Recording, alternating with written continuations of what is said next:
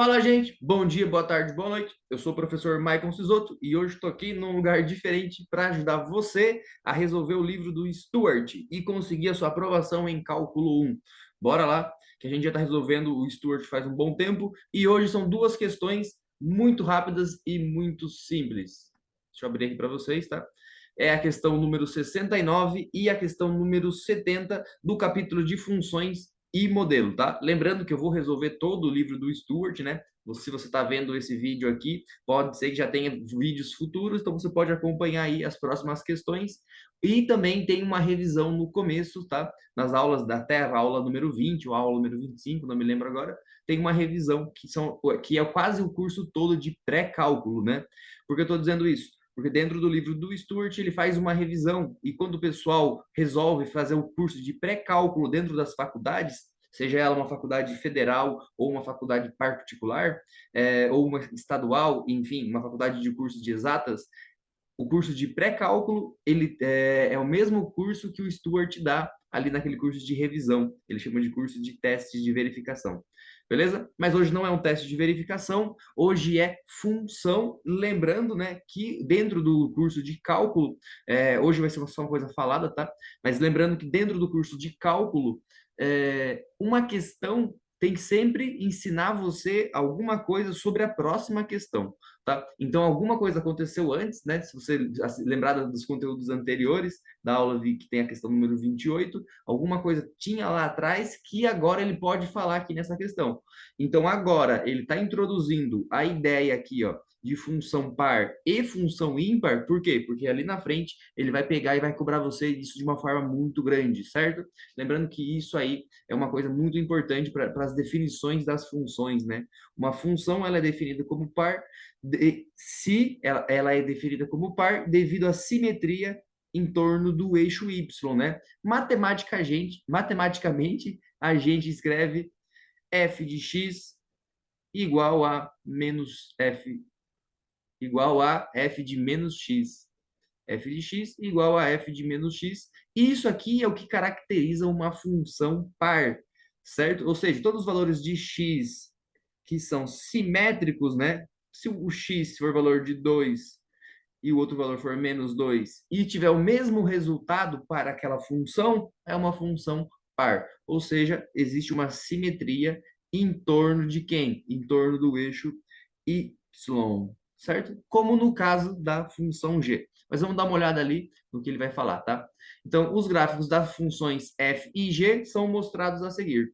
Verifique se cada função é par, ímpar ou nem par nem ímpar, né? Porque tem funções aí que não são nem par e nem ímpar, beleza? E explique o seu raciocínio. Então, a gente vai pegar aqui e vamos explicar o nosso raciocínio. Primeiro, as funções pares. Por que as funções pares? Porque são funções que você já consegue matar aí tranquilamente, né? Basta você colocar, assim, um espelho no eixo y e ver se ela ainda continua do mesmo jeito, né? No caso da função g aqui, da questão 69, vou circular ela aqui de uma cor parecida com ela do gráfico, ó.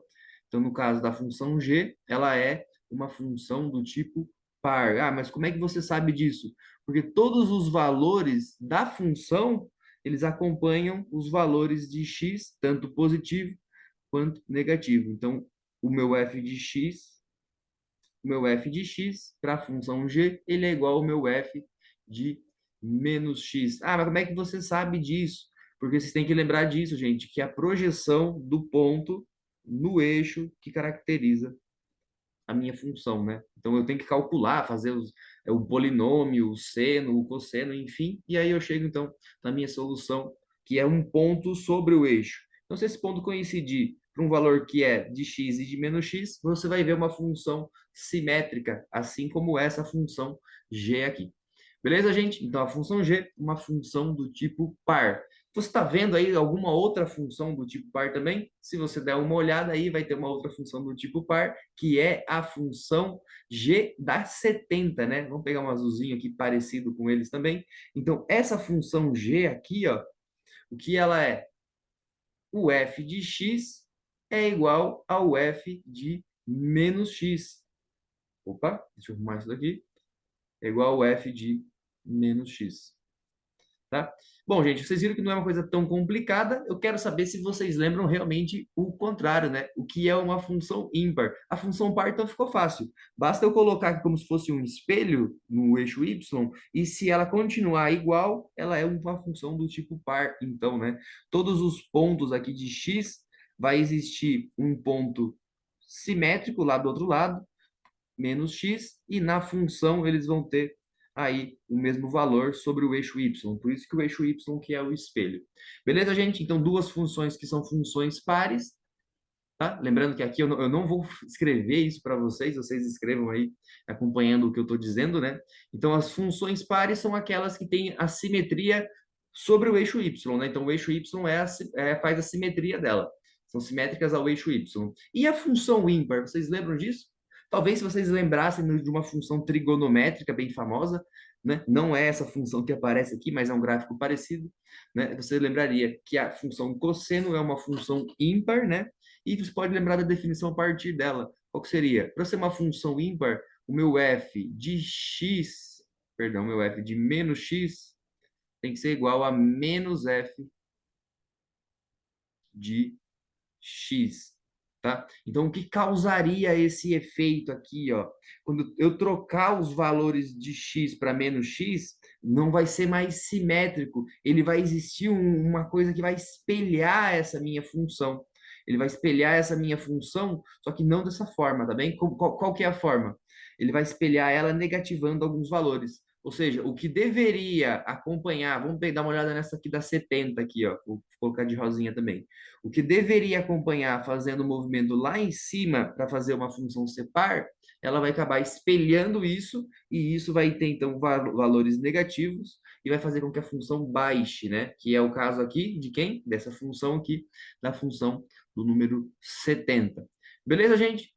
Aí, então, a gente resolveu a questão 69, que a g é uma questão, uma função do tipo par, a f da 70 é ímpar, a g da 70 é par, e eu quero saber se você consegue me responder aí, ó, qual é a questão 69, né? A letra F dela, se ela é uma função par, ou se ela é uma função ímpar, ou se ela nem é par e nem é ímpar. Beleza, gente? Dessa vez, nessa aula aqui, eu vou deixar isso daqui em aberto, tá bom?